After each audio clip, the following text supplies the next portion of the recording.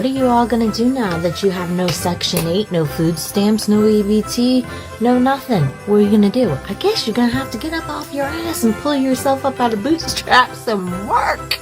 You know, work, work, work, work, work.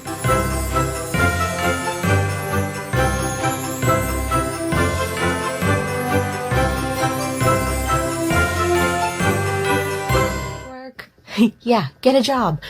I think it's absolutely hilarious that some of the lifetime long people that, you know, have lived off the Section 8 food stamps and all of this free governmental assistance and have taken no action to try to better their lives, but live off of the government. I think it's absolutely hilarious that you're getting a real life lesson in adulthood. I do. I don't feel bad for you because there's some of us Americans who pay taxes and we don't ever receive any of those benefits. And some of us have to work 1, 2, 3 real jobs to provide for our families. So guess what? It's your turn to either pay back or become an adult. What kind of jobs are you going to get? I wonder, what kind of job are you going to get? Do you have any life skills? Yeah, karma. You can't continue to use and abuse your fellow Americans' tax dollars and everything from the government. Now you got to be a big adult and get a job. Or use some birth control. What up, Kristin Rinaldi?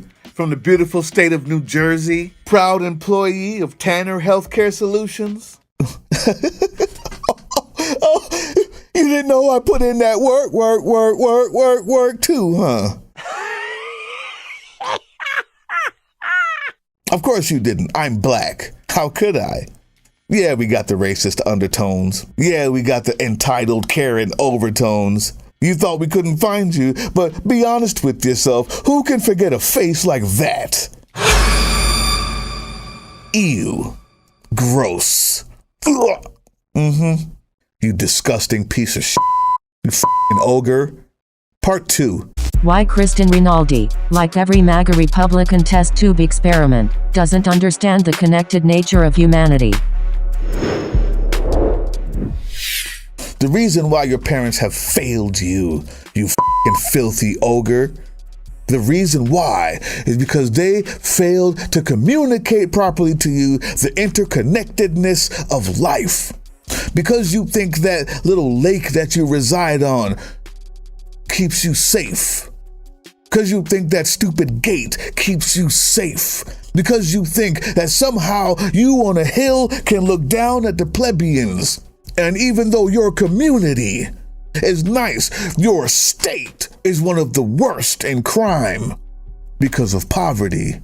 You fail to care about people who are struggling, who could use the help to get out of that situation, so you're okay with them losing it. Black folks like me, we're upset, but not that surprised. We've always had less. We've always been on the ground. We've always been disenfranchised. We found a way to make it happen and work around it.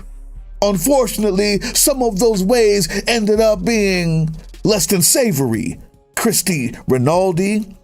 A safe society, an educated society, one that has a safety net and working opportunities means one that is less likely to break into your home. Kristin Rinaldi.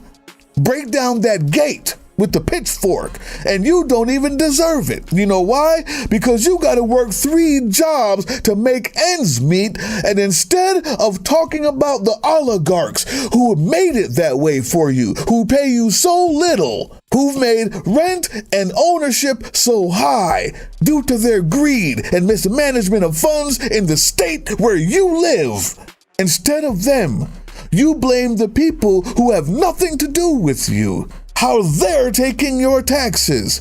Have you ever seen them take your taxes and drive a car? Have you ever seen them do anything with the money that you pay in taxes? The people you pay taxes to are not them. They're homeless.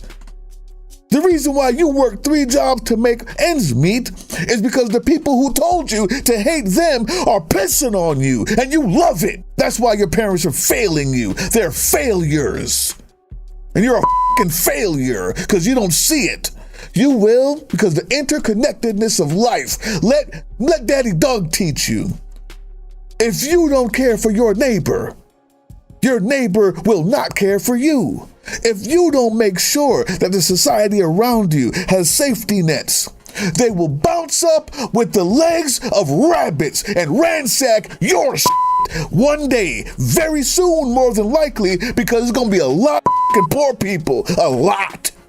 All those people you're laughing at while you show your face on TikTok, Kristin Rinaldi. That's the only reason why I'm not giving your address out, even though I know where you went to college, where you live now.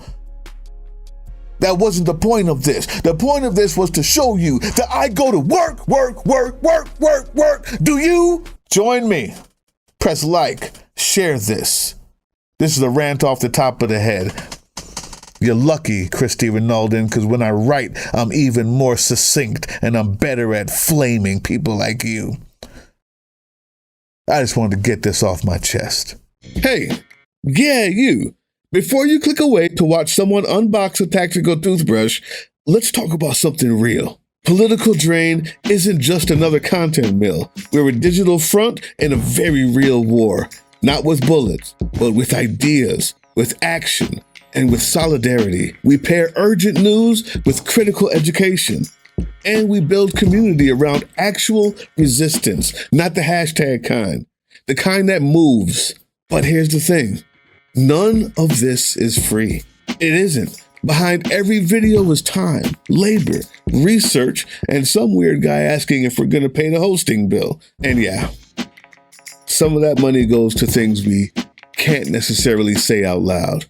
If you know, you know. Let's just say our special ops aren't Call of Duty LARPers. They're people making real moves to protect, uplift, and organize. You're not just funding a channel. You're funding a resistance network in a world where capital still calls the shots. Unfortunately, in a system built on artificial scarcity, even mutual aid has a price tag. And if we want to grow, if we want to win, we need your help. We need your help. So if you've got even a few bucks to spare, toss it our way. It's not for ads. It's not for merch drops, but for people making moves in the shadows so others can do it in the light. It's just us and you. So fund the mission, fund the fight, fund the future, because nobody's coming to save us. We save each other. That's how this works.